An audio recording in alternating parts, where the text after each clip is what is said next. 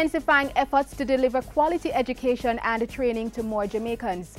That's the goal for the Ministry of Education for the 2015-2016 fiscal year. This year, we report on the transformative initiatives underway and assess how we can intensify their impact.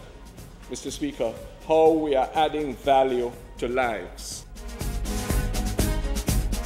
For the 2015-2016 fiscal year, another 250 inadequate basic schools will be upgraded to infant status, offering more space and better facilities for children 3 to 5 years old. 400 basic schools will also be staffed with fully trained early childhood teachers. The ministry is also committing $2.2 billion to provide breakfast and lunch meals to the youngsters. Our target this year is to spend about 20% of the school feeding budget of nearly $5 billion on locally grown fruits, vegetables, tubers, eggs, and other proteins. And the ministry's wage subsidy for early childhood teachers employed by private or non-government organizations will be increased by 15%. This will be done from the better spending of existing funds. We are keeping our promises to them because they will add value.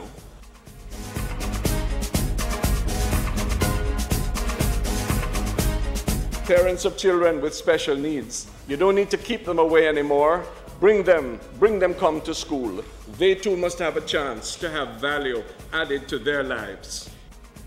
A 2014 assessment called Child Find found that 34% of the students assessed were evaluated to be at borderline level of functioning, while 60% were at extremely low intellectual functioning.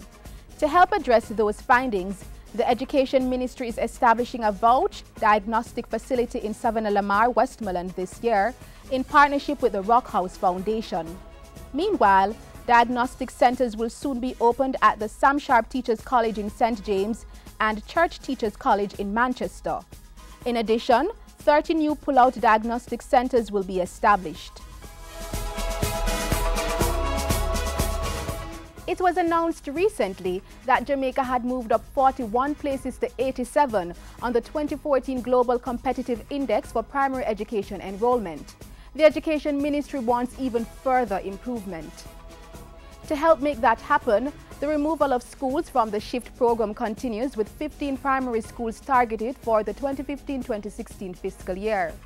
And through partnerships with Food for the Poor, the Jamaica Social Investment Fund and the Chase Fund, all pit latrines will be replaced by the end of the 2015-2016 school year.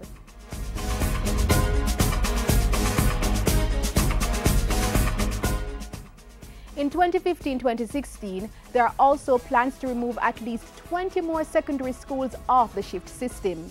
Meanwhile, the Nain and New Forest Junior High schools are targeted for upgrading to high school status. A number of high schools will also benefit from the deployment of 84 math specialists to primary and secondary schools. And 8 new technical subjects will be introduced to 110 targeted high schools in the upcoming academic year. The whole philosophy is to popularize TVET subjects in the high schools to make graduates more marketable for employment when they leave school or when they can go on to higher education. We've put back the E for employment into the Heart Trust NTA. Heart has a new heart. With that new lifeline, the registered apprenticeship program, now endorsed by the International Labour Organization, is projected to train 2,000 persons to become internationally certified and work ready by the end of the 2015-2016 academic year. Heart Trust NTA is also expecting to train 1,388 persons in call contact operations in 2015-2016. They are in addition to 816 persons who were previously trained to fill jobs at Sutherland Global Services, a company in the business processing operations sector. The training agency has meanwhile begun the installation of 200 incubation workstations at Sutherland Global's Gordontown Road facility to accommodate 1,500 employees in the BPO sector in the fiscal year.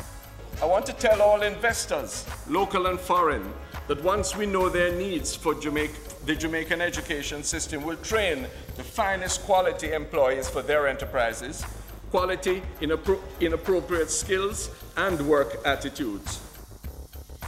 15,000 unattached youth are to be trained annually under a new Heart Trust NTA initiative.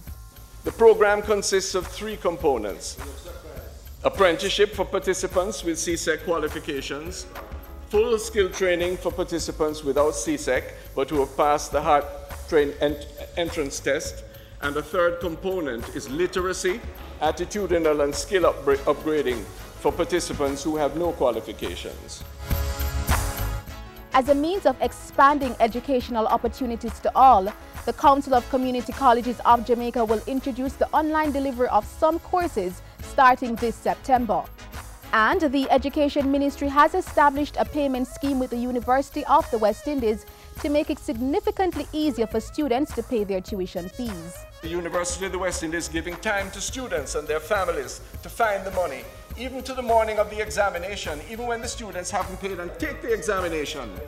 Yes, and they hold the results until they can pay. And I'm asking the University of Technology to rope in on that. Yes? Yes? No more of paying money and then being asked to sit out for a year. That's not good enough. More is on the agenda for the education sector. The ministry has completed consultations on the Jamaica Teaching Council Bill and the revision of the Code of Regulations, which will be brought to Parliament during this legislative year. A series of readers entitled The Heroes of Jamaica will be introduced to students in September 2015 to add to the teachings of Garvey in the current civics curriculum.